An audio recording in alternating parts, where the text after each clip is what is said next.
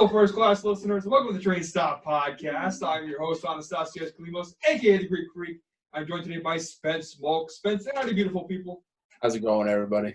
And we got Nolan, Little Molk, Molkin time. How are we doing, buddy? Oh, we're good. How are you? Good. Resident Chargers fan joining us. It's me and the Molkin time brothers tonight. L Train's out. John's playing 2K. What's new? What's new? Greek's night out. Welcome to the podcast. Got a good show in store for you guys today. We're recapping the NFL draft, talking The Last Dance episodes 3 and 4, and sports may be coming back sooner rather than later. Before we get into everything, guys, anything to add? Nope. No, we're not. Podcast for Spence. That's the fact that the two other co-hosts aren't here because they're just jerking off. I don't know what to add. I mean, yeah, Logan I have not heard from him in over 24 hours. It's almost time to put out a missing persons report. John's just playing 2K. I think Logan is playing cards. I'm almost positive. You think he's playing cards like his idol MJ? Okay. He's playing poker. Like his idol MJ? A little gambling? Yeah, he's gambling. That's how he's spending his night tonight. He needs a little getaway like Rodman. You need that little 48-hour excursion. Yeah. All right, let's start off first with the NFL draft.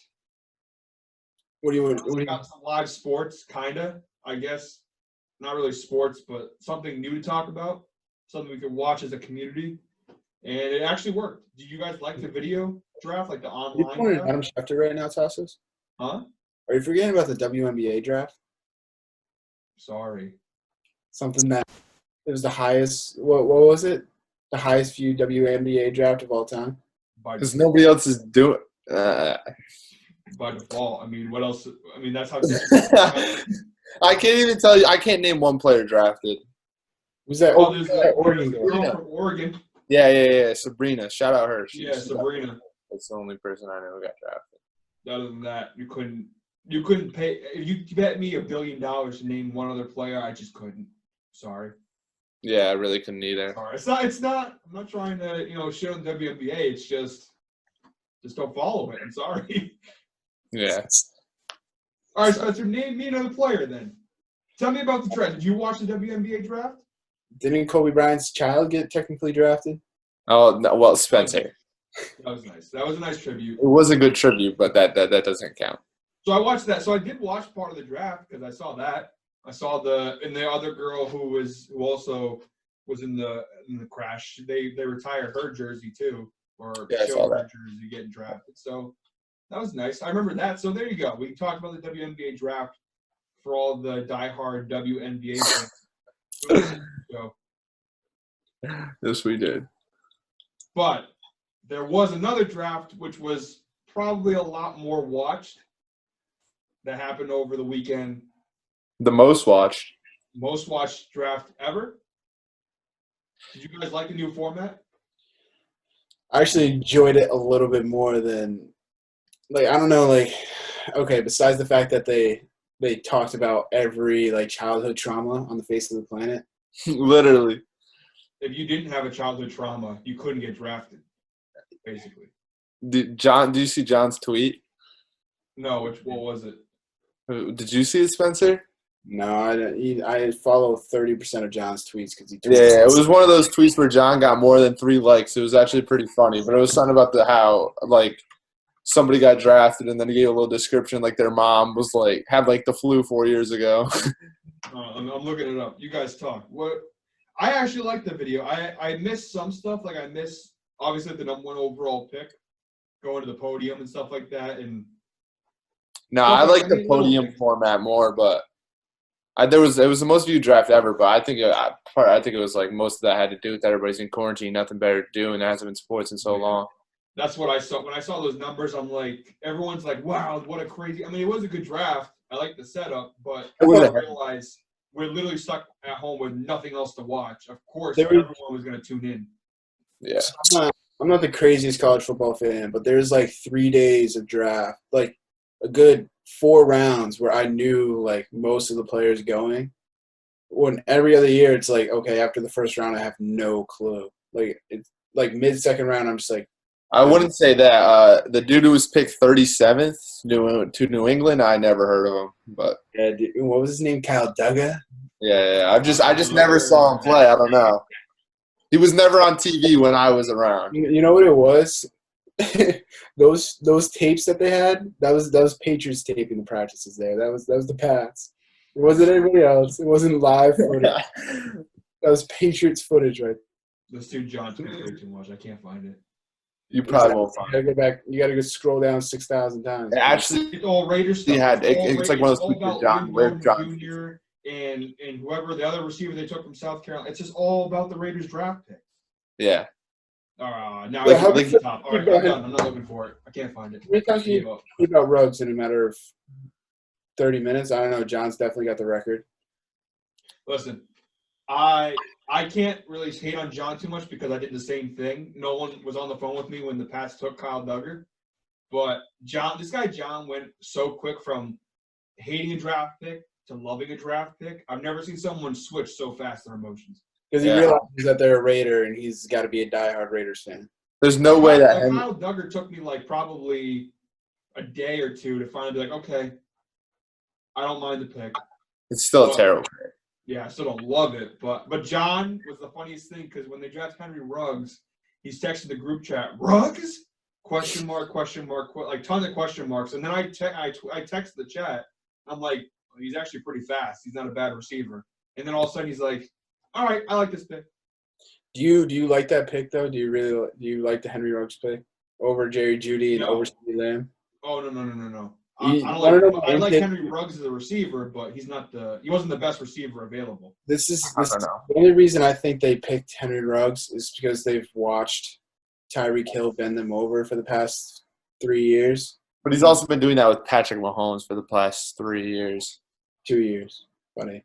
But okay, but Tyreek Hill wasn't really on the scene until Patrick Mahomes was on the scene. True. Tyreek Hill was more of a punt returning specialist, just like a dude who was just known for being fast, and then Patrick Mahomes came on, and now he's like a top 15 NFL receiver. How long has Tyreek Hill been in the NFL? A while, actually. Like 4 to 5 years, I want to say. No? I think so. I'm not 100% sure. is he a D2 guy? No. No. I thought that was on the list. Yeah, I think Tyreek Hill was a D2 guy. I thought he played for some random. Hold on. Yeah, because remember the other day we were having this conversation about Kyle Duggar being D2, and you guys were like, Yeah, "Oh, you he's not feel like gonna." Tyreek Hill. I thought he played for Oregon State. That might have been. So he played for Oklahoma State, and then he went to the university. I think he went D2 to D1. Oklahoma State.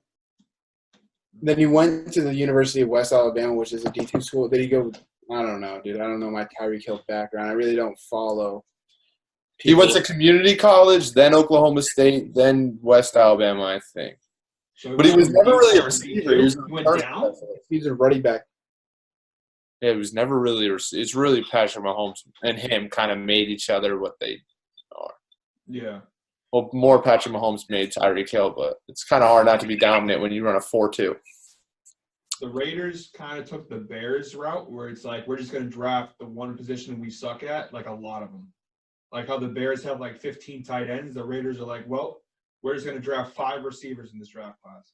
I mean, They're taking receivers. that was a receiver-loaded draft. Yeah, but I mean, they went over. That doesn't mean you got to take them all. Yeah, every time they run, it's like, oh. Well, who's they have in Oakland? Tyrell Williams and Hunter Renfrow? Is that it? Yeah. You don't need 12 receivers. Oh, they got Nelson Aguilar. Why not? Why can't you? All right, Nelson Aguilar. Yep. Not a bad receiver. I have a better Not chance maybe of catching a catch, pass with my hands like this. Look at LSU with all their receivers. They had like 8 of them. That's college. It's different. Okay, but you can do it in the NFL. You can, but I just don't see why at the end of the day, who's still throwing the football for the Raiders? Derek Carr. There you go.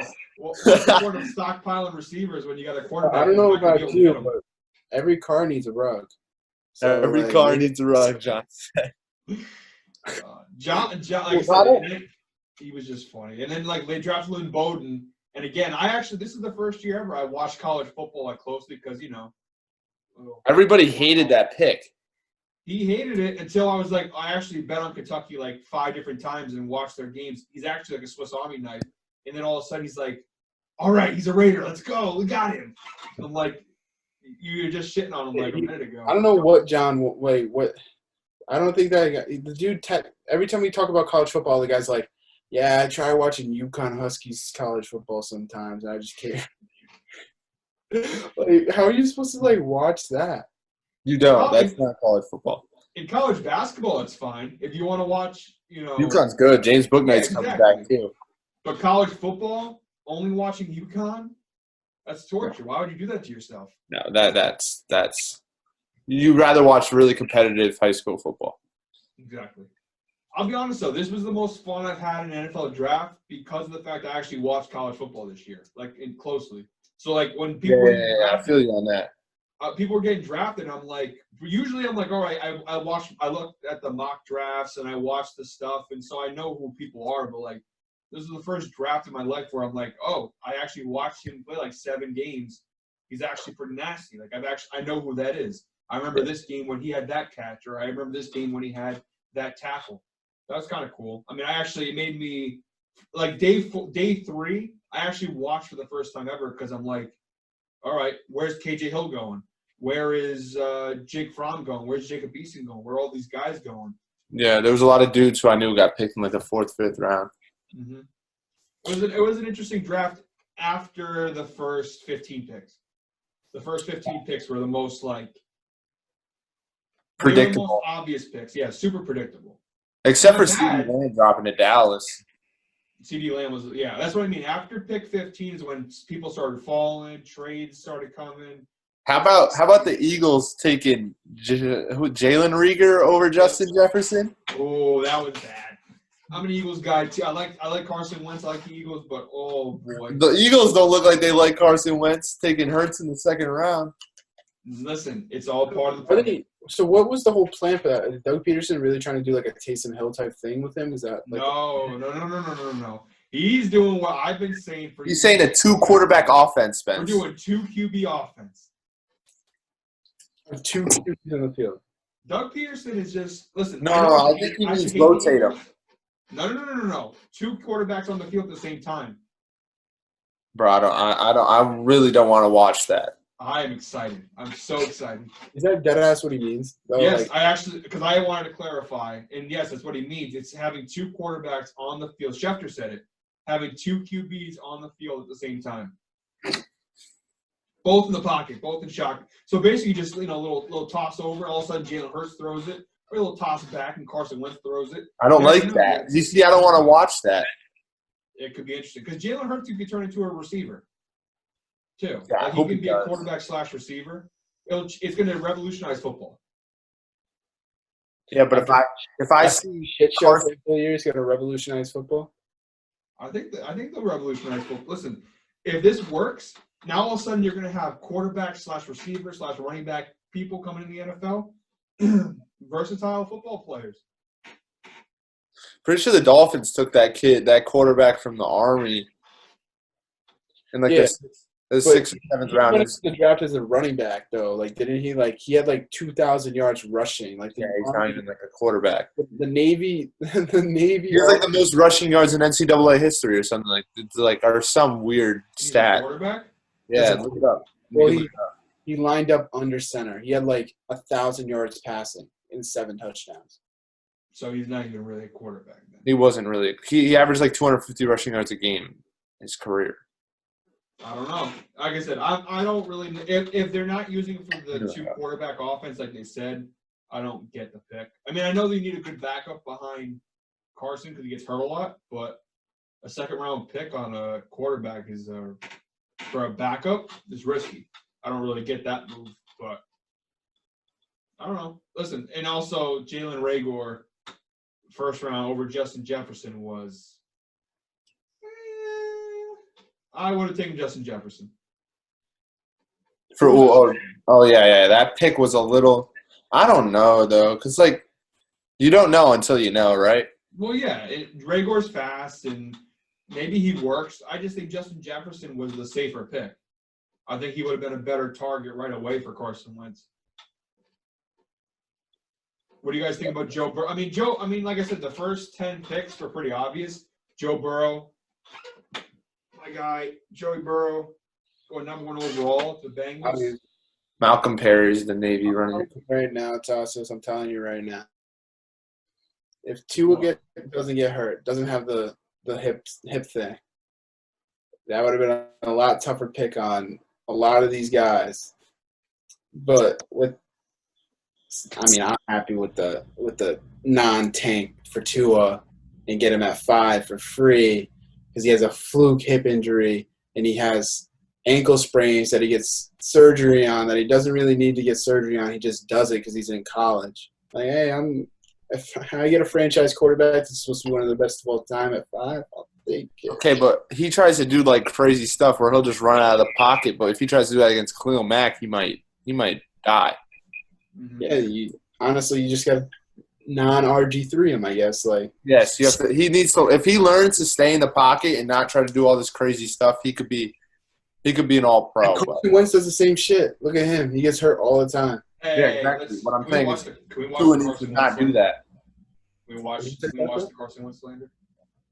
Tassos, that guy diving into the end zone from the 5-yard line, carrying his down. He's a warrior. What can I say? He puts himself out there for the win.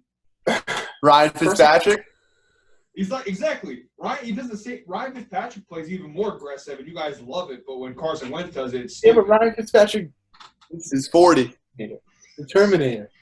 That dude's pure metal. How about that? Dolphins fans forgetting about Ryan Fitzpatrick after drafting Tua.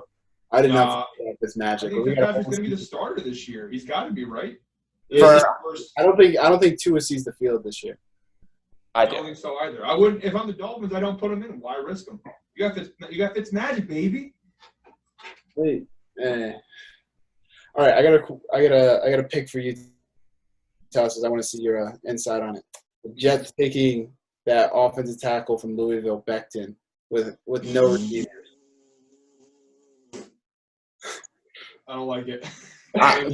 Jets had a very good draft class, but they still have nobody to throw the ball to.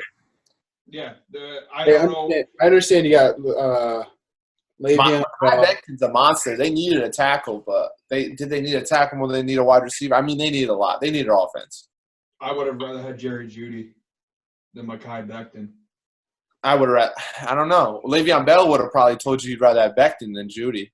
Yeah, but I thought Le'Veon. So the Jets confused me because I thought Le'Veon was done. I thought Le'Veon's on the way out. He's not. I don't know. I just listen. They need a tackle. It's position of need. I don't hate Mekhi Becton. I just think that Jerry Jeudy, big dude, Henry Ruggs, CeeDee Lamb, one of those 3 guys would have been way better for Sam Darnold than you can't throw if you don't have anybody blocking for you. Yeah, but they were good tackles. You also can't throw if nobody's open. Exactly. What's the point of being protected when you sit back there and just look around? They're gonna get open. Who do they even have at wide receiver right now? Quincy Enunwa? The Redskins, didn't they? They got Rashad Perryman. They got Rashad Perryman. Quincy Enunwa. Is he still there? Tampa. That team is made up of all number 3 and 4 receivers. There's not one number 1 receiver on that team. Jets wide receivers. It's Quincy Enunwa, Terrell Pryor, Josh Ducks. They drafted Denzel Mims from Baylor. He's good. Denzel Mims. The Baylor guy. That's right. They took a Baylor receiver. They had an underrated draft. Who are the Patriots throwing to? Easy. Why are we gonna bring them into it? Mohamed Sanu, Julian Edelman, and whatever the N'Keal Harry. You can't go back to back. You can't go back to back drafts taking high wide receivers. No. Who they have high enough to take a receiver? How about I heard the Patriots are front runners for Cam Newton, but that's another story. I hope not. I saw that. How about I hope not. How about the Dolphins traded for what's his name? Matt Breida. The Dolphins had a good draft. Sleeper. You guys were pissed. Everybody was pissed saying, "Oh, they didn't take a running back. Oh, they passed on Dobbins." I thought they were going to get Fournette. Oh yeah, they did. They did ask about Fournette from Jacksonville. To be honest, I'd rather have Breida. It's more of an elusive, less money. It's less money. Less money, less attitude, higher motivation. Well, that's better though. I mean, yeah, when Fournette's going, he's better. Yeah, but how north often south is that? Fournette's better, but like out of the backfield, like as a receiving back, Breida is Breida and definitely- Howard is going to be a tough backfield. Oh my, that team might be good, but then they drafted Austin Jackson as their first tackle. I don't know. He's young. He- I what don't is he? know. 3 years old. He's a That's project. crazy. He's a project. He has a high side. Like hopefully he like turns out. This is where I don't get it though. I kind of get it because we get 2 first-rounders. Like we get rid of like a Pro Bowler Laramie Tunsil and we just draft a tackle with the pick that we got from him. Yeah, but look how Laramie Tunsil turned out in Houston. He didn't play that great. Yeah, but he's still a Pro Bowler. Yeah, he had a great season. They extended him. But the thing is, I think the Texans are going to be the worst team in that division. No, Jacksonville, dude. Or Jacksonville's bad. besides, I think the Titans and the Colts will be better. Obviously. I think you could get a pick. No, I think not see, you know what? For me, I would say that, but at the end of the day, the Texans have Deshaun Watson. okay, but the Colts have Phillip Rivers. Tassos. This is where I love it too. I love how bad Jacksonville is. You want to know why? Why? Because you have the pick. No. So why are you so happy? They with them just got to now? be a little bit worse than the Patriots. That's the one problem. Is that here's what I need to have. If you don't get the first pick, you're not getting Trevor. I need Gardner Minshew to have an absolutely explosive season so that they can sit back and go, okay, I need Gardner's Gardner the guy. Minshew to not come back from his little quarantine road trip. What?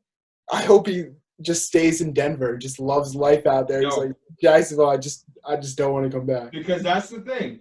There's going into the next draft, all these bad teams, none of them need a quarterback. Everyone's got a quarterback except for New England and Jacksonville. So they're our competition. No, the Colts. They got Jacob Eason. Okay. And the Colts, there is no way the Colts will have a higher pick than New England. No, they won't. But I think New England will get Fields. I think Jacksonville's going to go legitimately 2-14. Listen, I wouldn't be upset with Justin Fields. I'd be quite happy with Justin Fields. Whatever. What's You guys are a dying dynasty, and I love it. We're not. The dynasty's over. It's dead. You're a dying franchise, and I love it. We're rebuilding, and you know what? We're in the right Rebuilding direction. by trading out of the first round and drafting a second round, a Division II safety. That's what's going to happen. They're not going to draft a quarterback next year. They're going to trade out of the first They round. got the first pick, and they're going to pass on Lawrence. You know what? I was sitting there on day 3, must Sunday or Saturday, whatever day 3 of the draft was. I'm thinking, all right, next year we get the first overall pick, we get Trevor. But I'm sitting here thinking, that bastard Bill, there's no way he's going to do what everyone thinks he's going to do. He's like M. Night Shyamalan, where all of his movies have to have a twist, just because that's who he is. That's how Bill Belichick is. He's like, you know what? Nah, can't do it. I'm going to trade into the 6th round and take the quarterback at North Dakota State University. Yeah, Wouldn't be surprised. he's unique. I don't hate the Patriots draft class. Okay, It's what a if project. Stidham goes 10-6? Then he's the quarterback for the future, obviously. But what if it's like a Matt Castle year? You just go sick for 1 year, and then he falls off the face of the planet. What if he goes 8-8? That's my biggest fear. That is my biggest fear, is that Stidham is just good enough to get us to 8 wins, but no further, and we're stuck at 8-8. That'd be beautiful. That'd be beautiful. That's the worst position in football to be in. The mediocre, like the Jeff Fisher Rams, 8-8, right in the middle. You basically have at quarterback right now Jake Fromm 2.0. We're kind And of also the the Buccaneers will need to draft a quarterback. Yeah, but again, they won't. I don't think they'll be high enough to draft one. Okay, and also I want to talk about that too. What do you think about Jameis Winston going to the Saints?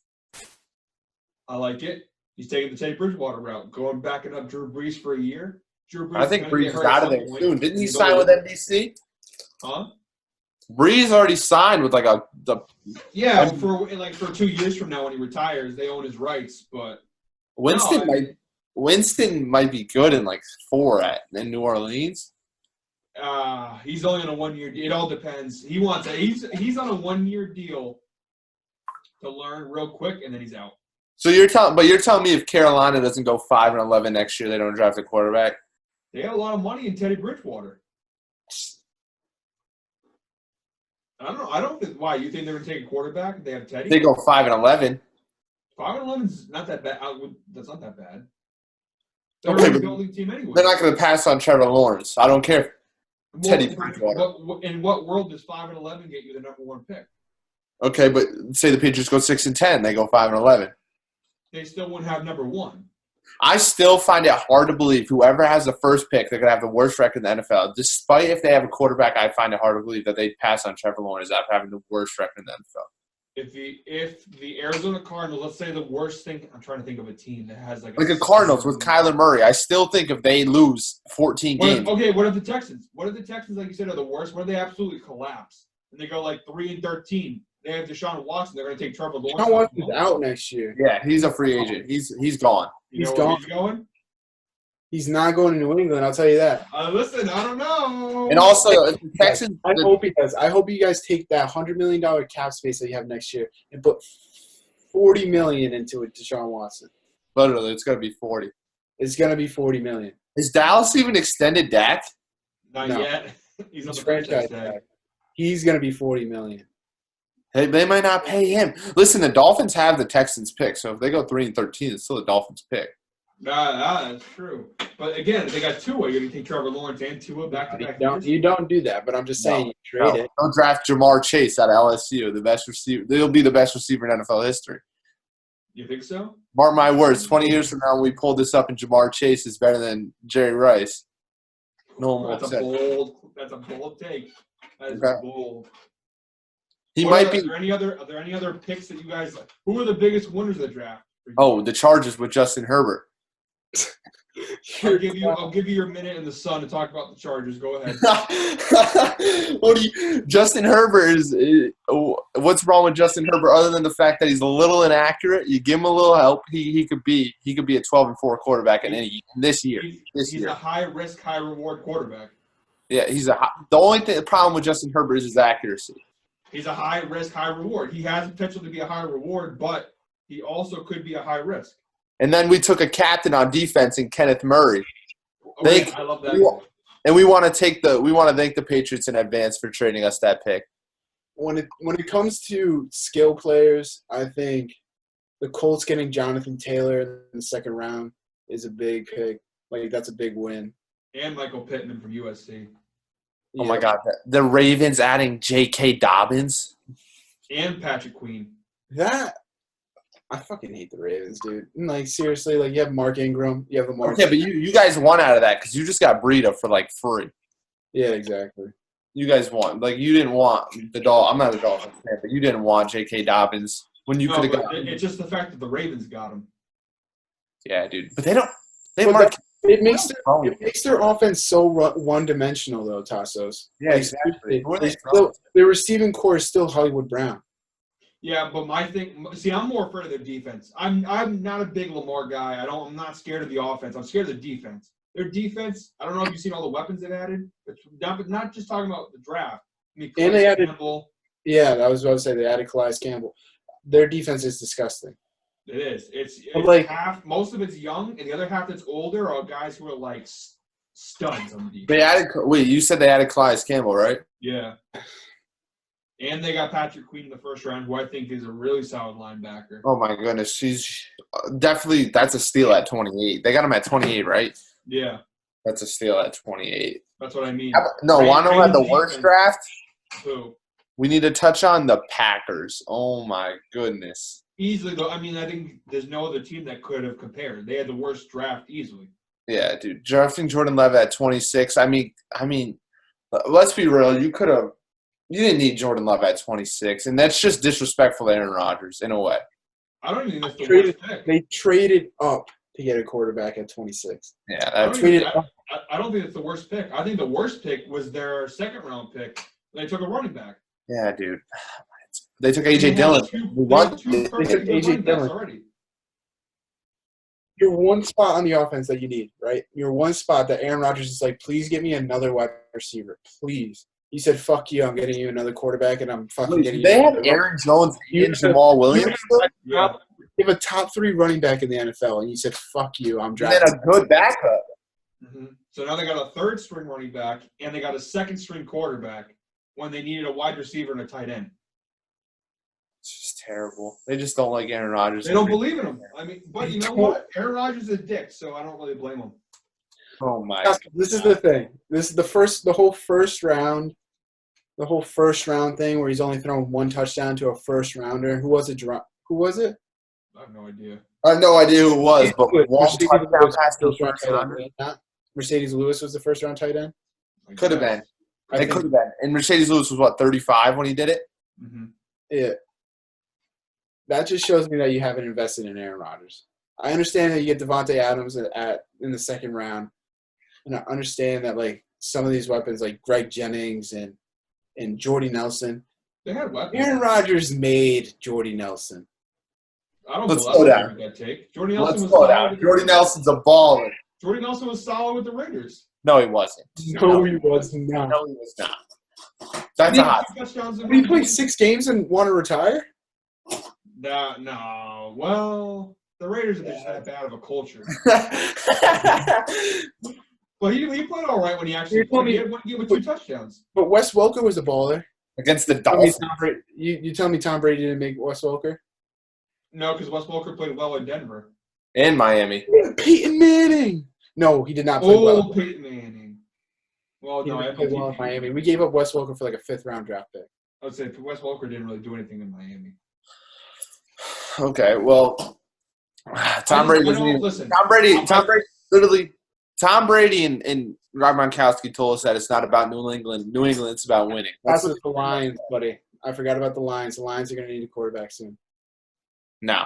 They're giving up on Stafford, bro. They're giving up on Stafford. They're going on, no, well, it all That's a depends- mistake. We'll trade you Herbert for Stafford right now. No shit, you would. It's Matt Stafford. For Matt Herbert, Stafford's the you top know, 5 quarterback in the league. I'll take that dog over anybody. I know, but they came out. Didn't they come out this year and say that they might take Tua? Yeah, well, that's because they're kind of in a cross. Because the thing is like they're tired of being 5. They need to rebuild because Stafford's ahead of everybody else. Well, he's a win now quarterback on a team that's kind of rebuilding. Yeah, he's a win now. That's exactly right. That's why we need him. Now quarterback with a top 10 receiving core, and every other aspect of that fucking team is booty cheeks. I think the defense got better. Ooh, didn't they take DeAndre Swift? Yeah, Yeah. and they have Kerryon Johnson. Yeah, they're not bad. They're not bad. They got rid of The Darius offense Slay, isn't though. bad. They It's the took a corner. defense that- Oh, they got Jeff Okuda. Who's in that division? The Packers, the Bears. So where did they Uh, improve? Vikings. Where did the Lions improve? That's a good division this year. Well, they got Jeff Okuda, which I think is a Well, they solid. got Deion. Hey, but they got rid of Darius Slay. But they added Desmond Trufant too. Akuda's better than Slay. I don't want to disrespect Slay, but Akuda's better. They have Okuda and Trufant now, Yes. and they added. Hey, don't be Jameson. surprised when the Lions win 10 games.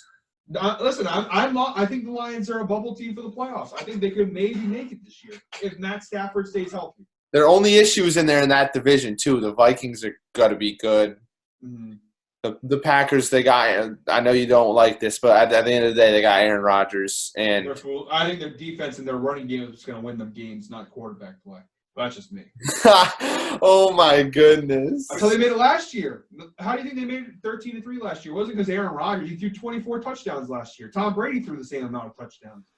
They won because Aaron Jones was nasty and the defense played well. And they got lucky. I hope you know it's hard to have a nasty running back when you have a nasty quarterback. When you don't have a good quarterback, it's hard to have a good running back without having a good quarterback. He's average now. Leonard Fournette proved that wrong. He Yeah. was the quarterback. Whoa. When? Who was a bad quarterback for the Jaguars that year? Blake Bortles. Blake Bortles is not a bad quarterback at all that year. That was a breakout year for Blake. Please. Blake broke out because of Leonard Fournette. No. I mean, you could argue that, but No. what I'm trying to say is it's hard to have bad and bad. You have to have good or bad and bad. I'd say Aaron was bad. I'm just saying he's not Aaron Rodgers. He's not the guy everyone thinks he is. He's old. You're a hater. Nolan. Huh? Dolphins in the air were really good last year. On the ground, they were like Ryan Fitzpatrick was their. Yeah. You can be good in the air, but you can't be good on the ground. If you're good, what I'm trying to say is you can be good in the air and not be good on the ground. but it's hard to be good on the ground and not good in the air. Unless your name is Lamar Jackson. Because it's a running system. It's a running quarterback. Yeah. I don't know. Also, Cardinals. Is there an Cardinals sneaky good pick. Isaiah Simmons at number 8. Isaiah Simmons is a freak? The only problem I have with him is he says he plays like 7 positions, but like you can't play 7 positions at once. So it doesn't really. I mean, it matters. Buchanan, because he was kind of like that type of Swiss Army knife on the defense for the Cardinals. Where did he go? I don't know. He played, Buchanan? yeah, he played like he's like a linebacker, and he played safety. Well, he's kind of like too the Dolphins, who they just got from the Patriots. Landon Roberts was kind of like that. He could play fullback, he played linebacker, he could play edge. I mean, Landon Roberts could play a little bit of everything. Buchanan's on the Giants. Giants now? Well, that defense. Giants. That's a bad pick at 4. I don't care what anybody says. I don't hate the tackle pick at 4. You want to pick a tackle there, fine, but Jedrick Wills or Tristan Wirfs. Yeah, I don't like Andrew Thomas. Andrew Thomas is just a project again. Like you just can't. Like you go offensive tackle 4th overall, the first tackle off the board. You want something that's like more of a finished product, you know? Especially for the Giants, they're a team that hasn't hit on like obviously Saquon, but like what other draft picks recently have they hit on? Who? The Giants. Saquon Barkley. Besides that. Oh. To me, they're a team that you need surefire things. Daniel Jones. Huh? Daniel Jones. What about that other offensive lineman that they took like 2 years? Daniel Jones stops us. Why is that dead silence? You expect me to sit here and say that was a good pick? We don't know yet. He had 2 good games. Okay, I think the Giants could potentially draft a quarterback next year when they go 3-13. Exactly. He's a turnover machine. Listen again. I don't hate tackle at that draft pick. I just hate the one. That's what I don't get. Like I don't know how. Like you can spend a 4th overall pick. Is that what Danny Dimes went last year for? 6th. I just can't. Like besides Carson Wentz, like what small school? Like Duke is a small football school. What small football school would you pick a top 10 overall quarterback? Oh, Phillip Rivers. He didn't really play at a big football school. I mean, like, I know what you're saying. Like, I would, not top 10. Like, Jimmy G was from Eastern Illinois. Tony Romo, Eastern Illinois. But, yeah, those guys weren't top 10 picks. Jimmy G was a 2nd-round pick. I'm just saying it's hard. It's just hard for me to wrap my head around investing in a small school quarterback. It's not a small school quarterback. It's Duke, but it's not. Dude, they don't play. Who they play? Eastern Kentucky. I mean, they play Clemson. ACC in football. Besides Clemson is just a mess. It's ugly. That's what I mean. And Duke's not a football school. Well, I'm not going to talk about that right now. I don't know. I don't believe in Daniel Jones, but the Giants just take too many risks, too crazy risks. Like Eric Flowers hasn't worked. The offensive line, they have struggled. Eric Flowers to the Dolphins, though. That's the thing. Okay, about that pickup.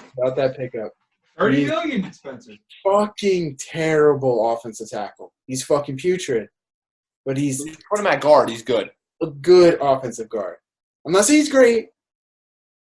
Well, he's good. I'm not saying he's 3 years, $30 million, but he's good. And nowadays, everybody's 3 years, $30 million. And if you look at it, we did draft like 6 offensive linemen. Yeah. So like, dude, your offensive line just went from literally the worst in the league to probably top 6, probably upper half of the league, just because of how many you have.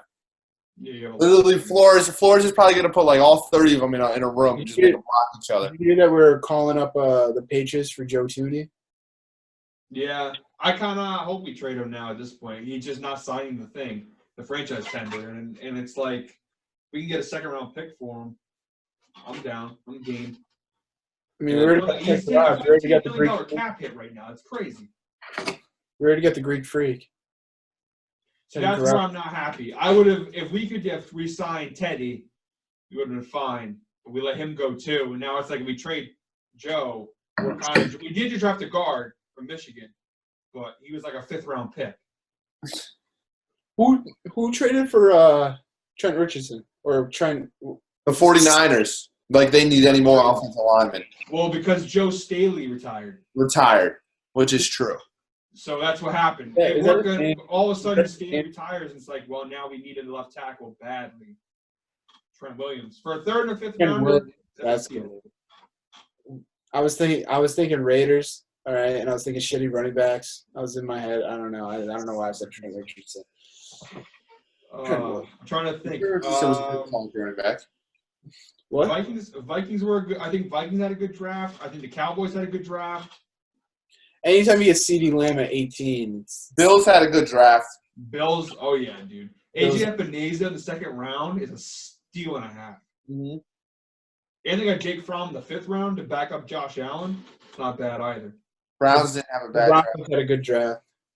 They did too. They got the tackle from Alabama, right? What's his name? Jedrick Wills. Yeah, the Browns got him and Grant Delpit.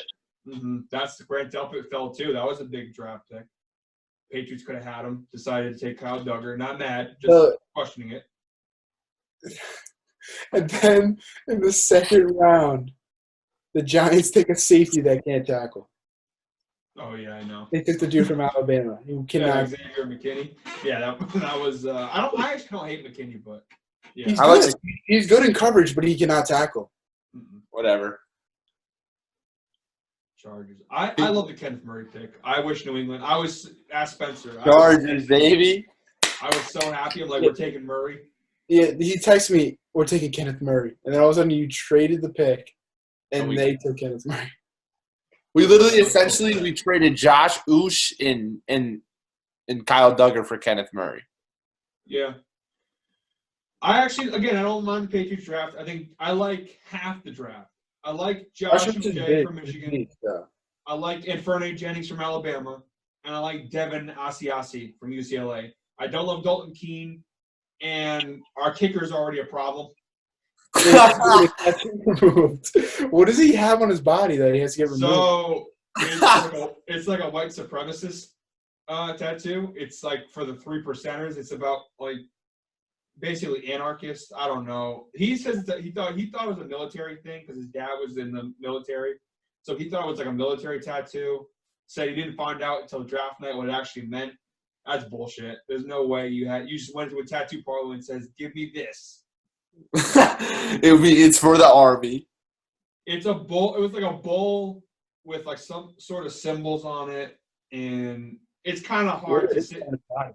There's no way that's not a generic tattoo. That's a very specific tattoo. I just can't imagine you being like, I have no clue what this is, but put it on me, baby. He's apparently having surgery to get it removed, but not a good start. Not a good start, but hey, it's better than Gostowski. He's got a cool name, Rohrwasser, but yeah, not great. You guys to see a guy. Last name kickers. We just got. It's always got to be complicated. Has to be. It's part of the Vinatieri, Gostkowski, Rohrwasser. If they don't shrink the letters on the wording on the back of the jersey, it's not a kicker. Don't want him. He's not the one for us. So Mike Nugent just didn't fit. Yep. Too big of a Patriot kicker. Trying to think. Any other draft comments you guys had? Who's your biggest winner of the draft? Biggest winner, biggest loser. I think we all say Packers are the biggest loser, but who's the biggest winner? Probably the Bengals. I mean, Joey Burrow. And they got T. Higgins second round, too. And they got T. Higgins second round. So, Joey Burrow, listen, I'm worried the Bengals are going to mess him up, but he's got something to play with over there, some weapons. He's got A.J. Green, Tyler Boyd, John Ross, and T. Higgins are his four receivers. And Joe Mixon out of the backfield. I mean, that's not – I don't understand how they had such a bad record. They were tanking. They tanked. Hard. Period.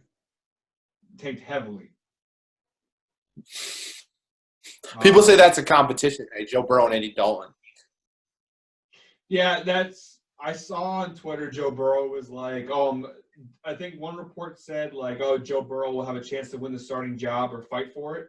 No shit. Like, you're gonna go with Andy Dalton again? Why? It's not like you're gonna put Joe Burrow in a situation like I would understand if the Bengals had no weapons at all, and you'd be throwing Joe Burrow in an offense where he's throwing to nobody. He's had no running back.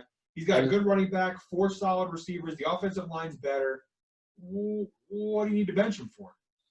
The only time you're gonna start Andy Dalton is on Thursday nights when the hair's glowing in the night. The red top, the red hot jerseys. the red hot Say- jerseys. I feel Dalton bad for Andy for New Dalton. I England. kind of wish he got traded to a team to start, but there's just no teams that need a quarterback right now. Dalton in New England. I wanted Andy Dalton in New England, but Bill Belichick was just like, nope, we're good. Sad. But one last thing on football before we move on to the last dance. I'm finally ready to join Goodell in the suspend Brady movement. Suspend Brady movement. So Tom Brady, I hate how this happened. So Brady, when he's in New England, every little thing the guy did was under scrutiny from the league. Every single thing, if he took a shit, the NFL was like, we got to make sure, we got to measure the size of it to make sure he's not on steroids or something. The NFL hated him for everything he did. Now he's in Tampa Bay. He's breaking and entering. He's breaking NFL rules. He's doing all this stuff, and no one bats an eye. And it's just kind of pissing me off a little bit.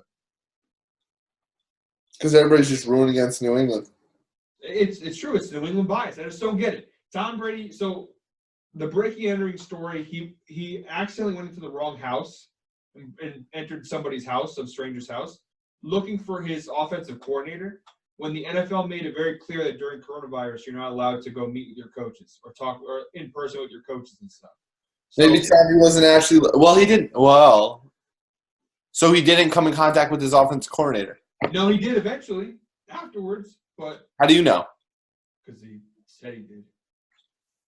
Tom Brady himself. I'm just saying, why isn't Goodell coming down on Brady? I think Brady should be suspended. He's a double offender. So 16 games, bam, season over. My goodness. Honestly, I could probably play quarterback in Tampa right now and win 12 games. So People are way too high on Tampa Bay. Way too high on them. I'm high on their offense. I'm not supposed to be talking about them right now. Why? On the last episode, I made a deal with Logan. I will not be watching any Tampa Bay Buccaneers games this year at all. Not a single second of film on the Bucs. Also, I'm not allowed to be talking about the Bucs, so I kind of already broke the rules. I'm not supposed to comment on anything the Bucs do this year. So listen, you're trying to. I just have one thing. You're trying to tell me that people are too high on Tom Brady, Chris Godwin, Mike Evans, Rob Gronkowski. Mm-hmm. They're too high on them. The Bucs defense still isn't that good. Brady's old. Gronk hasn't been in the league in a year, and he's old. And he's a walking injury waiting to happen.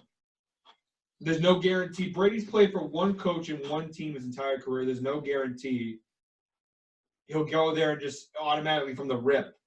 So what you're saying is Brady's Brady because the coach. No. I'm just saying I don't think the Bucs are like I posted on Twitter a list of teams I think will make the playoffs, and I didn't have the Bucs on that list, and I got some fire for that one. I don't think they're a playoff team. Why? Because number one, the Bucs have arguably the toughest schedule in the NFL by far. They play in one of the toughest divisions, and my thing is, by the time they get going, Toughest divisions. they got to play the Saints twice. The Saints are probably the best team in the NFC. The Saints are the best team. They're the best roster in the NFL. The Bucs do? No, the Saints. Yeah, exactly. Exactly. They drafted a center in the first round. Huh? They drafted a center in the first round. That literally goes to show that they don't need anything. Yeah. The Saints, they got to play them twice a year. They got to play the Falcons twice a year, I know they're the Falcons, but Matt Ryan, Julio Jones, Calvin Ridley, Todd Gurley. I mean, that's still an offense to get to worry about. And on defense, they're still okay. And then the Panthers, okay, there's not much to worry about. But they got to play the Chiefs this year. You never know. You never know about the Panthers. But that's the thing. Christian McCaffrey, Teddy Bridgewater, Robbie Anderson, DJ Moore, Curtis Samuel, young defense. I'm going to just start gassing up every team we talk about now. I'm just saying, though, then the Bucs got to play the Chiefs. They got to play the Broncos. They got to play the Chargers. The Broncos. People are too high on the Broncos is what people are too high on. They got to play the Vikings. They got to play the Packers. They got to play the Lions and Bears. They got to play – How many wins do you think the Broncos will have? 9. Can I smash the under? Go ahead if you want to. I want to make a formal bet right now. What? Okay. Take the Charger bias out of it for a second. Why do you think the Broncos are overhyped? Because Drew Lock is their quarterback. I don't hate the kid Drew Lock, but he's just not going to go into the Chargers division where they have arguably one of the best defenses in the NFL. And they're not going to beat the Chiefs once. And Yeah. they're going to lose to Tampa Bay. I'm sorry, but they are. They're probably going to lose to the Raiders once. No. I don't think they win 9 games. I'd smash the under. I don't know. I just think they have a top 10 defense and a young offense that's fast and explosive. Melvin Gordon. He's a bum. We don't talk about They have Philip Lindsay too. We don't talk about Melvin. Their third string running back, Royce Freeman, I'm pretty sure had 10 total touchdowns last year. He's their third string running back. Congrats. You got in the end zone. Is that the point of the game? Is that the object of why you're playing is to get in the end zone? I mean, but if you get in the end zone and you're on the 1 yard line, it's and you're big, that big. It's not the tough. Let's look at Seattle. Look how that went out. They threw the ball. Let's not talk about a Patriots ring. That's not what we're reverting to at the moment. Did Seattle draft offensive line? Huh? Did Seattle draft offensive line? Who did Seattle take? They didn't draft an offensive lineman in the first round. I know that for a fact. I don't know who's – honestly, I can't remember who did Seattle even have a first-round pick? They did. They did, like 29, like right after the Packers. Oh, they took a linebacker. Oh, they took that Texas Tech linebacker. Yeah, that Jordan, was it Brooks? Yeah, that led the Oh, yeah. They didn't take an offensive guard until the 3rd round. They took Damian Lewis from LSU. They just don't care about Russell Wilson. They're like, he he can run out of the pocket. He's mobile. He'll be fine. I know. Russell Wilson Wilson's also they don't want him to protect him a little bit. he's also the second best player in the NFL. Who is number 1? Patrick Mahomes. All right, good. I just want to make sure no one said Lamar Jackson. No, Lamar Jackson is in top 5 NFL player. I agree. He's not. He's not a top 5 quarterback.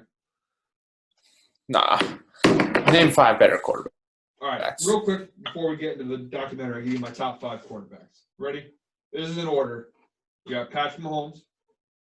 We got Russell Wilson, Carson Wentz, Deshaun Watson, Dak Prescott. Okay, you want to kick the next 3 to the curb. What do you mean? Because Drew Brees is 3. No, he's old. He's older. I'm taking Watson, Wentz, and Prescott over Drew Brees right now. You want to hear my top 5? Not really, but you can tell me it. Okay. No, it's fine, I guess. No, go ahead. Go ahead. What's your top 5? I can't believe you put Wentz at 3. Have you watched? Nobody watches the guy play. He's magical. When he's on the football field, he's healthy. Buddy, I put the Eagles game all the time, and I see some random ass dude playing quarterback half the time. All right, if you go to 2018 that's fine. But like last year, did you not see against Atlanta the ball where he was basically on his knees, like an awkward body, just whipped it sidearm on his knees down and hit a pass clutch in the 4th quarter? That's Carson Wentz. He's just the magic man. Whoa. Wait a second. People call Ryan Fitzpatrick the magic man, but I think You want to hear my top 5 quarterbacks? Sure. We got Mahomes, of course. Obviously. Mahomes, Wilson, Okay.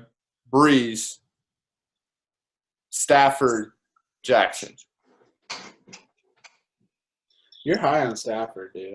Very high on Stafford. Matt Stafford is the 3rd best quarterback in the National Football League. 4th. 4th, even that. I like Matt Stafford, and he is good, but come on. Okay. How old is he? I hope he's 31 or 30. He's like 30. No, there's no way he's 31.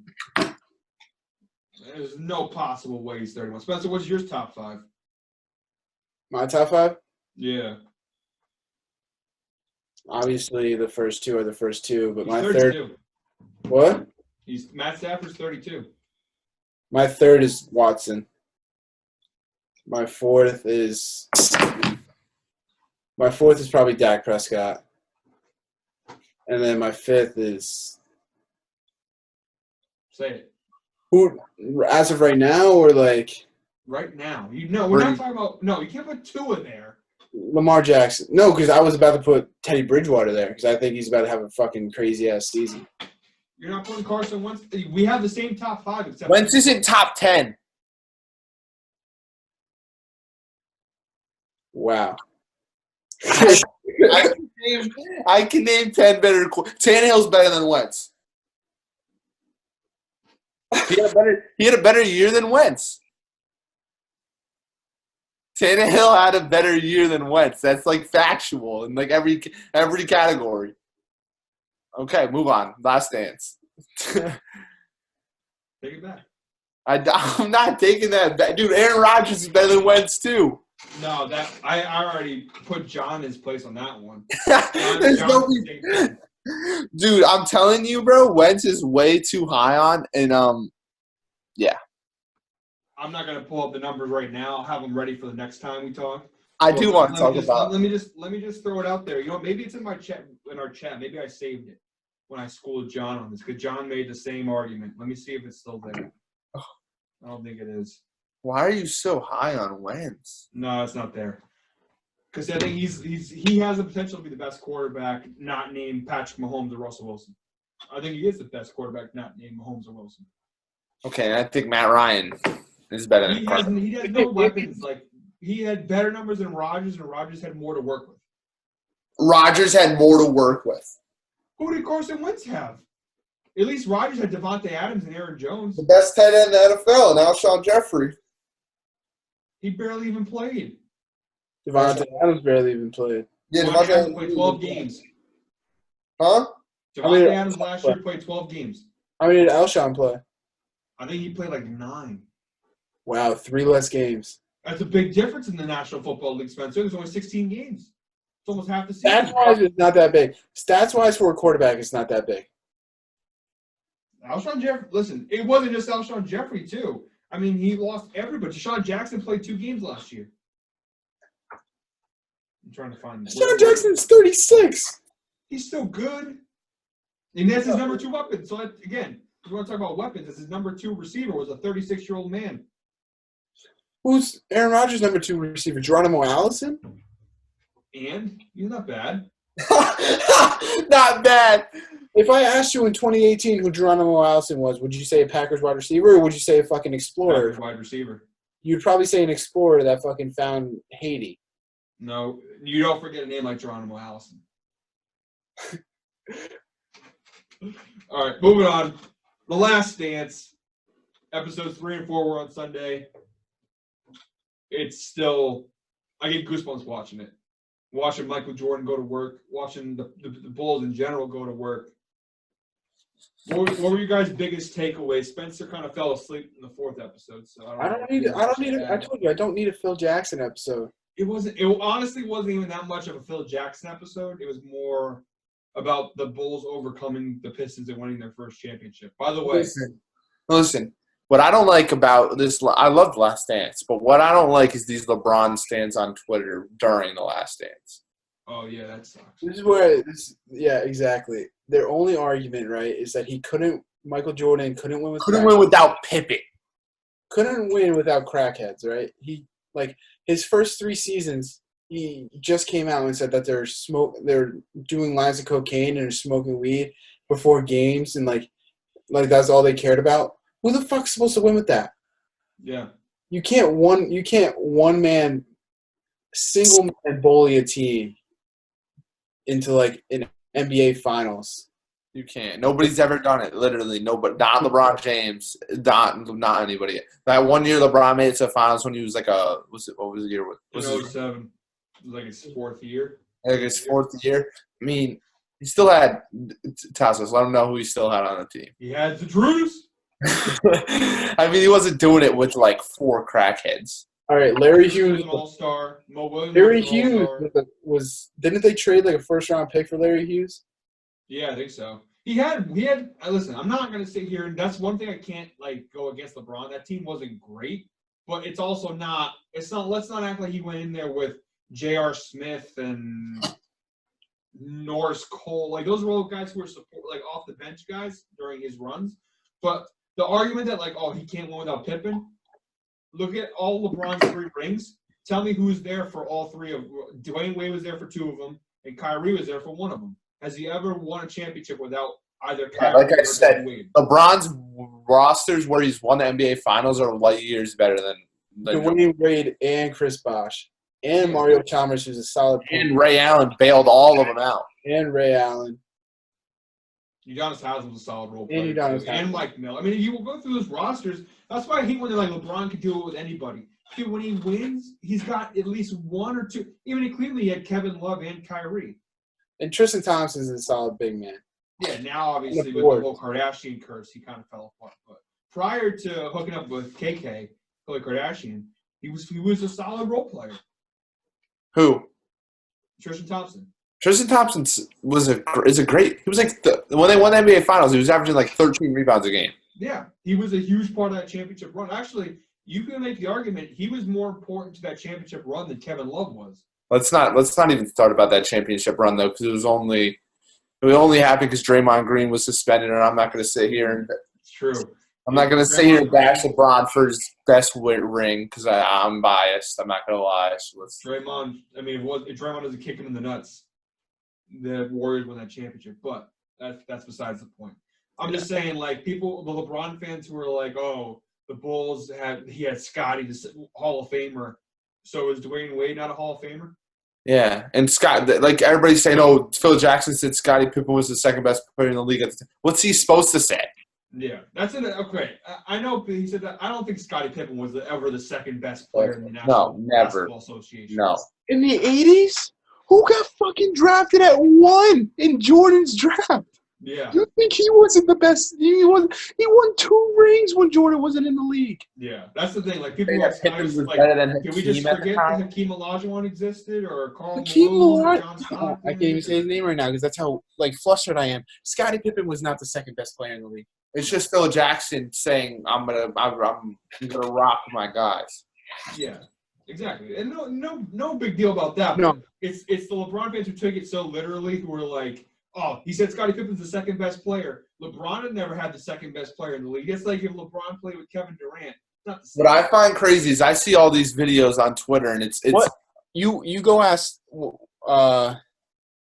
anybody from the Heat organization, right? Who was the second best player in the league when LeBron went on a championship run? You don't think they say Dwayne Wade? Yeah, they literally will say Dwayne Wade. Yeah. They will. Or they might even say Chris Bosh. Even in Cleveland, they would say Kyrie Irving's the second best player in the league. But we all know Curry was the best player in the league when that happened. Yeah. But anyways, I see videos. I can't completely I've been going after LeBron and LeBron fans because I've been using the Jordan doc as a little more ammo in my gun against LeBron, but I just don't understand. I'm not saying who's the GOAT. I could give 2 fucks because I said I wasn't gonna have this. I said I wasn't gonna have this GOAT talk after my man Kobe Bryant passed away. I said I wasn't gonna get into these arguments. I swore to it too, but let's be real. I swore to it. No way I was ever gonna stop.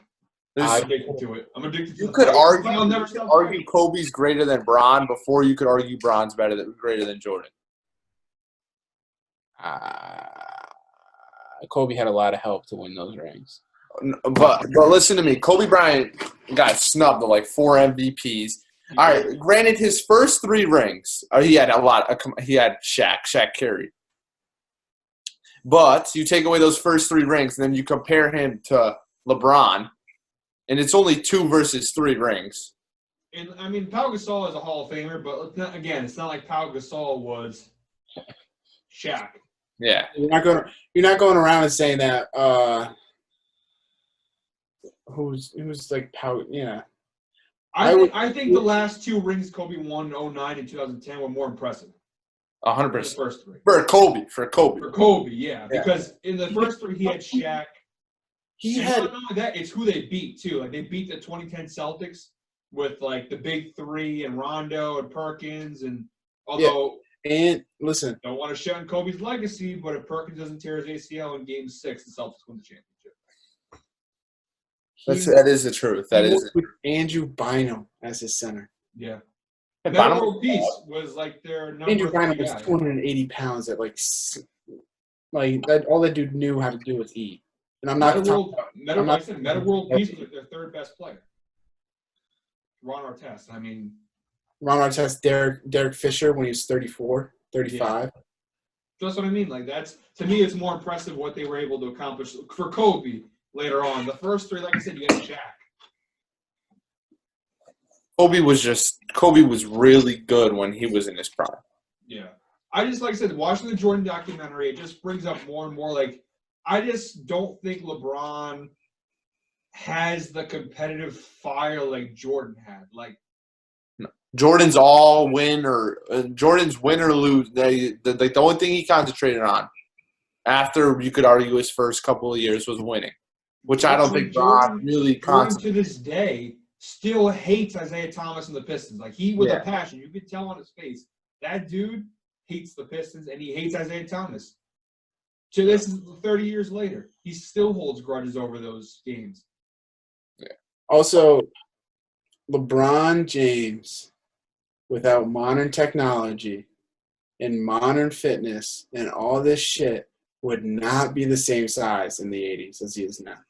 That's the one thing I hate about that argument of like, obviously, if you took LeBron James right now and just dropped him in the 80s, of course he'd dominate because no one lifted weights in the 80s. No, they did.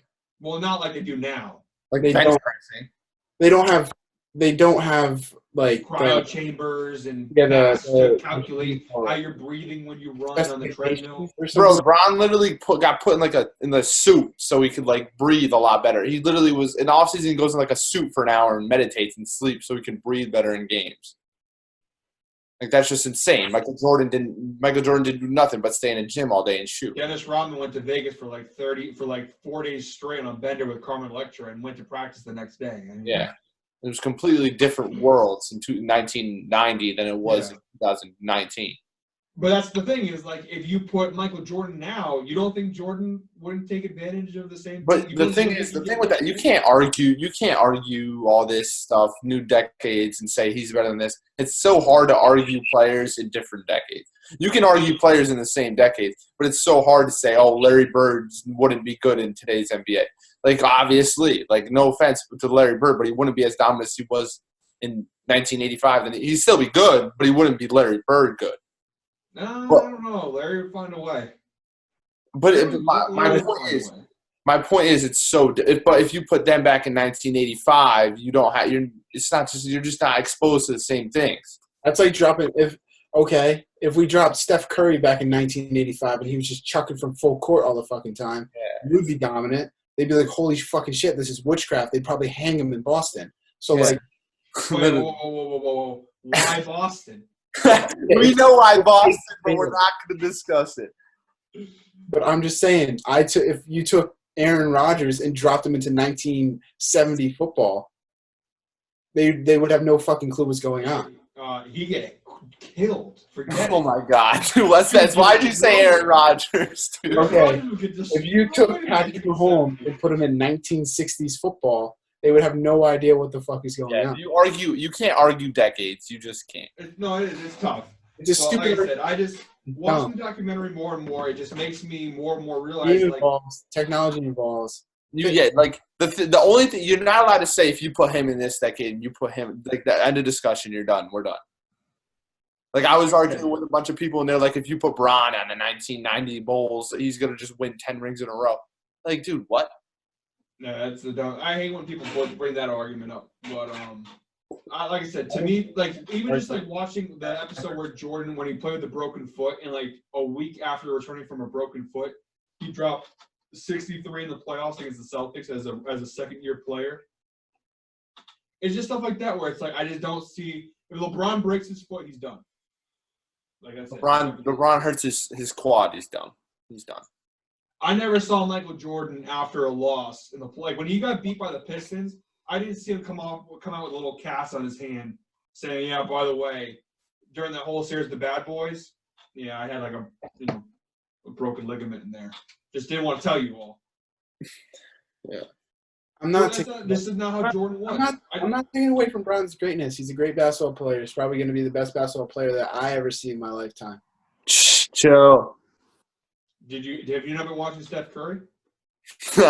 No. Let's not go there. But there'll be somebody better than Bron in your lifetime, I promise. Well, that's how everything is. As time goes on, you'll find. Although 2015. We'll see a better quarterback than Tom Brady in your lifetime? We already are. We're exposed to Patrick Mahomes. Oh, yeah, we are exposed to Patrick Mahomes. there is no next in line for Tom Brady. Tom Brady's a one. Mahomes is like 24 with 1 ring. Okay. I'm just so my head's still in the decade thing. Imagine throwing Randy Johnson in like 1930s baseball. Yeah, dude. Like that is the stupidest. It's the dumbest fucking argument of all time. Like those dudes are probably pitching mid-60s, and you throw Randy Johnson in, who's touching 97 in the 7th inning. Like they would have no fucking clue what's going on. Put Mike Trout in the 1920s, dude. When he hits the ball. Mike Trout. What is that like? Mexican Southern Texas league. They did like a simulation of what would happen if Mike Trout was in that league, and it was like you go seasons with like 120 home runs and shit like that. Yeah. Like that shit. Dropping people in different decades is just the dumbest argument I've ever seen because there's so many different factors. The way the game was played, the way athletes were, you can't argue that. No, I can argue that Michael Jordan's mindset is far more competitive than LeBron James's mindset. Mm-hmm. Like I said, that's the one thing I love is seeing. I love seeing how Michael Jordan was as a leader and how like I said, seeing the behind the scenes, how he was to the guys, which is insane. Like it's just insane to see his work ethic, how he treated the team, how he treated himself. Like crazy. He had a drive like only Kobe, I feel like, can compare to. Like LeBron doesn't have that work ethic.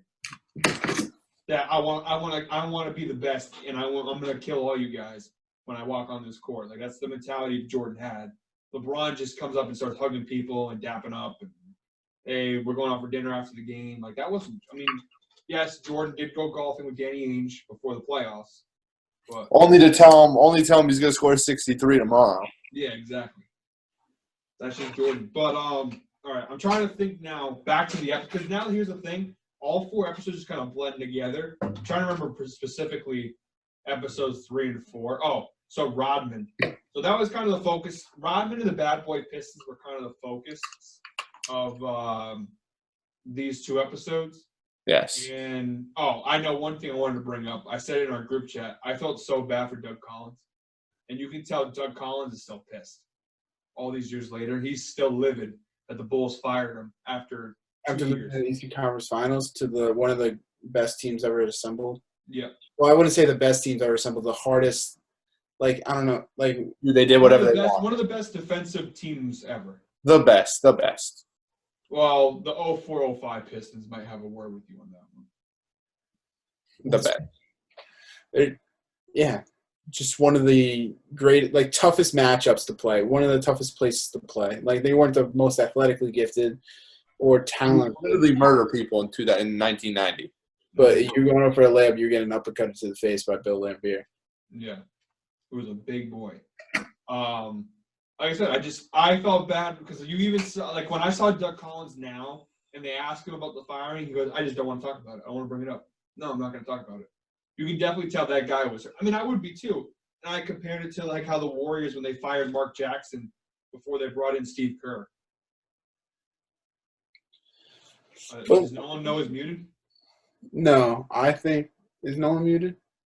Yes, I was muted for a second. Somebody FaceTimed me. My fault. No. But some shit it's a business. At the end of the day, it's a business. And if you think Phil Jackson is a better fit, has a better scheme, and will lead you to the next step, you got to go with it. I think. Yeah. Because Phil Jackson got Rodman, and then Rodman got them over. Well, Jerry Krause, listen, the first episodes, all people did was shit on Jerry. You got to give the guy credit. I mean, to go ahead and fire Doug Collins after he takes you to the Eastern Conference Finals for Phil Jackson, a guy who had never coached as a head coach before. The ballsy move, but it worked. Same thing with Rodman. He was high, and they had to tell him how to dress and shit like this. Yeah. Like Phil Collins, home. Jesus. Phil Collins. Phil Jackson. I put Doug I can Collins and Phil feel it Jackson together. coming in the air tonight. And Michael Jordan even said that he loved Doug Collins. Yeah, that was the other thing. Jordan. They even said in the documentary when they talked about Phil Jackson. Jordan even said like, "I wasn't a Phil Jackson guy. It's not. I was a Doug Collins guy." Because Doug Collins ended up coaching Michael Jordan in Washington when he came back for 2 years. Well, Doug Collins was the guy. Even Jordan said it. Doug Collins was the guy who kind of matched his competitive fire, like to win. Like Doug Collins was the coach for. Like you saw Doug Collins in his first game, the Bulls like sweating, like looked like he had just played a game. Like Doug Collins was the coach that Jordan wanted, and like I said, it's kind of interesting to think what would have happened had he stayed. But didn't he said that like Doug Collins would put the ball in his hands when Phil Jackson was like, it's a team thing. Well, that's why I think it's interesting is like had Doug Collins stayed, what happens? I still think they eventually win a ring, but obviously Phil was the right move. Told you. Krause was not as bad as it looked. No, I mean he still looks like a jerk. He comes off as a big jerk, but he I mean you can't deny the guy was smart with some things, like adding Dennis Rodman, knowing his history with Michael Jordan, like with the Bad Boy Pistons, like beating the hell out of him, knowing how crazy Rodman was, like to go ahead and say, you know what, I'm gonna bring this guy in. And Pippen was Huh? No, nothing. I was going to say something, but never mind.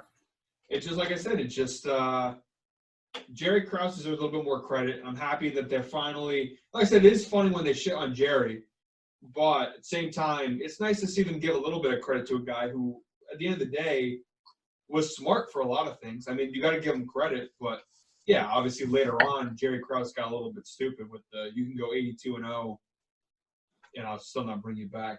I'm interested to see where the relationship falls apart because if you watch episodes 3 and 4, you can tell that Krause had like him and Phil Jackson were close friends. Like MJ obviously still didn't love him, but there wasn't like a hate there. Like in the 97, 98 when they flash forward, you can tell they hate that guy. Like they did not care if he dropped dead or not. But it's kind of interesting to see. I want to see where it went, like where it broke, where everyone started hating Jerry. If it was 97, if it was sooner than that. Yeah. He had to make some move that we don't know about, or it was definitely the whole thing about trading Scotty and the whole it was definitely about Scotty's contract. It had to be. I think that's the. But what do you go? Are you gonna? Dude, we got fucking 6 more episodes. I had no idea it was gonna be fucking. Yeah, that's the thing. We got a lot more to go. I'm excited. I saw that one either episode 5 or 6 is a Kobe tribute. Yeah, well, I think Kobe. I don't think that was necessarily the plan in the beginning, but obviously after everything happened with Kobe, you got to have. But like, I'm happy we're getting it just because I feel like everyone says like LeBron and MJ. I feel like the only player you can compare to MJ is Kobe. I think they're the two players who are like the most similar. Yeah, in their style of play and in the position. Even the position is the same as like a 2-guard role. A little bit of closer time periods. They actually played in the same time. Yeah.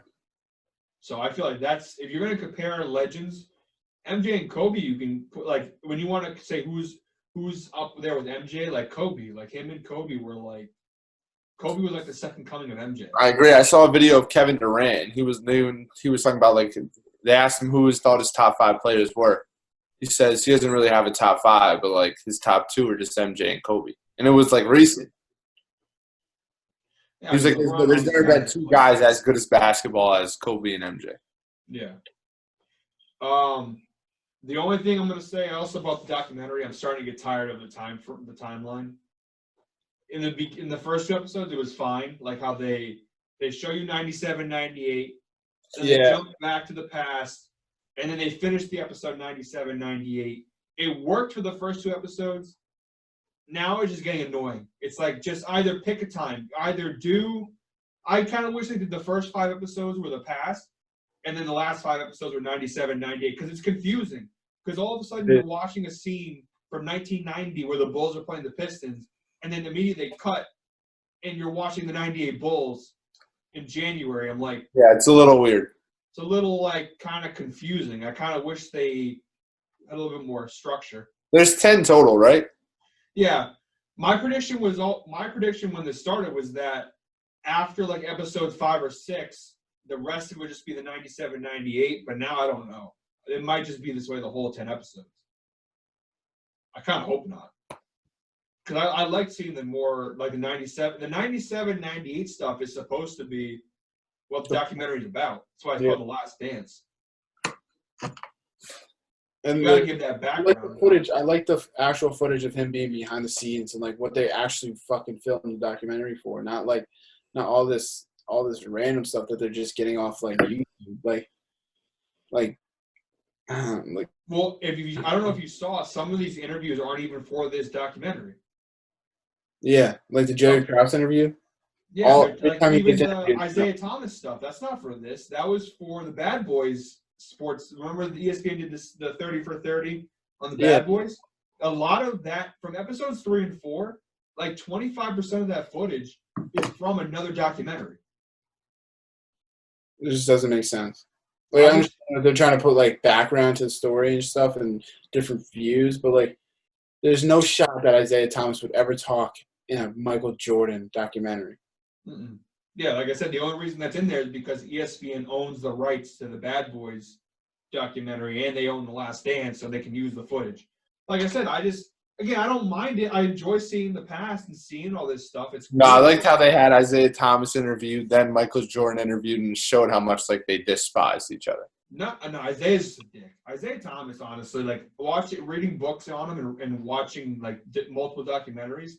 Every NBA, I don't think there's one NBA player who has a positive, unless they play with him. Do you think like that Larry Bird doesn't have anything nice to say? Magic Johnson hasn't spoken to him in 35 years.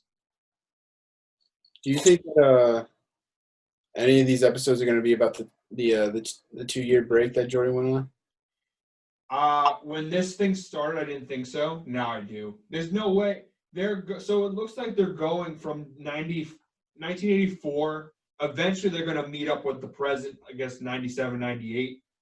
I feel like eventually you're going to have to cover the 2-year break. You can't just not touch on it. You can't just go from 94 to 96. Well, that's the thing. If you're going to do all the past stuff, you got to touch on it. You can't have it both ways. You can't do all the past stuff and not cover one of the most controversial things ever and then jump to 98. I wonder if we'll get the true story. You'll never get maybe when Jordan gets older, maybe, but I doubt you're gonna get the truth. You'll get more information than before, but I doubt, because I feel like there might be something behind the scenes a lot crazier than you think. I don't know. I just kind of want more 97, 98 stuff. Like I feel like they had like just enough footage to have half the thing be 97, 98. Probably. That's what it feels like. They didn't have enough. They tried to make it seem like, all these lost archive footage. And they're only showing us a couple scenes. But they're so funny. The funniest scenes from this documentary are the archive. So, I don't know. Spencer fell asleep during this part. There's a part where they're on the plane, and I think the guy's name is Scott Burrell. Yeah, I saw it on a Barstool. Like he says, like, "Oh, your mom was gonna find out you're an alcoholic." That part, right? Yeah, him and Jordan are sitting there on the plane, and they're recording him, and they're talking about like his. He goes, "If you got if you're Scotty's girlfriend, and he says that he's coming home late, trust me, he ain't out with the boys, he out with the girls." And he's like basically like roasting. He's like, "Oh, come on, my parents are gonna see this." He goes, "Hey, Mrs. Burrell, your son's an alcoholic." And they were saying, like, I saw the Barstool too. They were saying, like, even it must be so uncomfortable for these former Bull guys to sit with their family, the guys who were doing cocaine in like '84, and they're sitting there with their families and stuff. And it's like, wait a second, you played with the Bulls in 1984, didn't you? You used to hang out at that hotel, right? It's like, oh yeah, that's right. Shit, I bet you they've told them. If I'm an ex-NBA player and my wife, I bet you I'm like, yeah, I used to do fucking coke all the time before. I mean, somebody can take this video right out of context. Spencer Molk, breaking news: Spencer Molk, cocaine addict. Cocaine addict before NBA games that he used to play in, apparently, in the '84 Bulls team. All right. Any last thoughts on The Last Dance episodes 3 and 4? No. I just Oh no, wish- but I find it funny about how Rodman pulled all those girls that he pulled. Oh my God! It was for Carmen Electra, Madonna. This guy, I don't know what people are into, but Did you guys see the interview today of him with Oprah Winfrey? Like, so it got posted somewhere. Oh, yeah. Oprah was begging for him to say that he was gay. I didn't see that. No, is that the interview? Because I've been seeing all over Twitter. There's apparently Rodman said he could guard LeBron, something like that. Is that the same interview? No. It was an interview back from like '98. Oh no! I Yeah, didn't see that. she was just like, "So are you positive you're not gay?" He's like, "No, I'm not gay." She's like, "Are you sure you're not gay?" He's like, "I'm not gay." But he was saying like that people in their head explore the things like they think to themselves like sometimes like you don't know, like if you've never You question yourself in your head, like maybe I am gay. He was basically saying that. Like I haven't tried it. No, he said And then Oprah, because Oprah's looking for a story.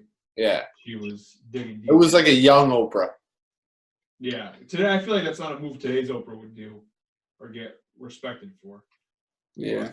But all I gotta say is Robin was a lucky guy. Carmen Electra in the '90s, before my time a little bit, but Baywatch, Carmen Electra. smoke show. Very smoke show. Who'd you say? She was very smoke show. I said. All right. Hey, I just really want the NBA playoffs. I was watching. That's the other thing about the Jordan documentary. This is the most competitive the NBA's ever been. Exactly. That's the other thing with this documentary is like we're missing out on great playoffs. These playoffs would have been insane. Like I was Most competitive playoff. Literally the first rounds, like some first round matchups, you're like, But in this playoff, like 1-8 in the West, like the Lakers weren't a for sure win in the 1 seed.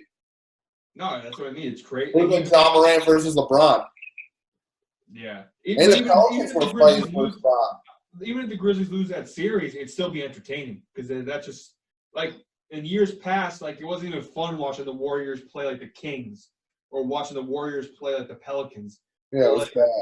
Now, like I said, this would have been the most exciting playoffs. Somebody made on Twitter a promo for the playoffs. It was like all of the highlights from this season, like how ESPN would make one. I literally got goosebumps. And I'm like, I was sitting there like ready to cry. Like, I want this. Oh my God! Just thinking about the matchups: Giannis and the Bucs, Celtics, and Jason Tatum and the Celtics. Miami felt like the East. Even though the East wasn't as good. The West would have been insane.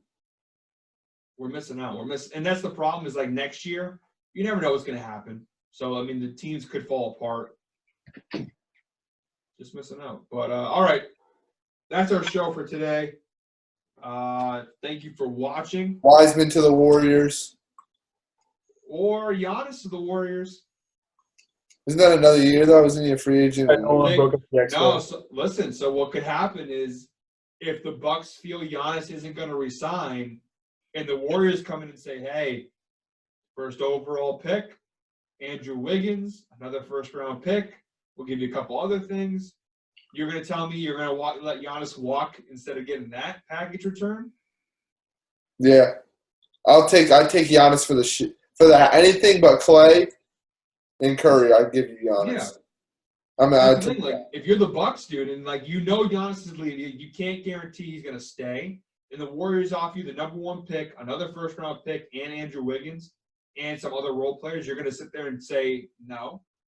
Helps your rebuild if you lose Giannis. They might not even need a rebuild. If they use Giannis. Well, exactly. Yeah, if they nail the draft, they get a really good pick. Wiggins could step in for Giannis, and he's not Giannis, but hey, listen, I just hope Giannis doesn't go to the Lakers. That's it. If he goes to the Lakers, I don't know. I'm in a conundrum. I'm in a pickle. I don't know what to do. Like that's the ultimate. A Greek in the Laker uniform. Like, what do I do? Like how? I don't know. I don't know. I don't think you do That's the thing. I've never had another like. Well, I know. I guess like if Tom Brady. Imagine if Tom Brady hadn't gone to the Bucs and he went to like the Giants instead. That's kind of how it would feel. It's like my favorite player. No, if Tom Brady didn't go to the Bucs and he went to the Packers. That too. Yeah. Did that happen? I don't know, dude. I would be depressed, even more depressed than I am now. But Gronk and Brady and Days. stop. I don't want to bring it up. All right, I'm done because now you're just getting me angry talking about that team. Signing off. This is the Greek Freak. Nolan, peace out. Peace out.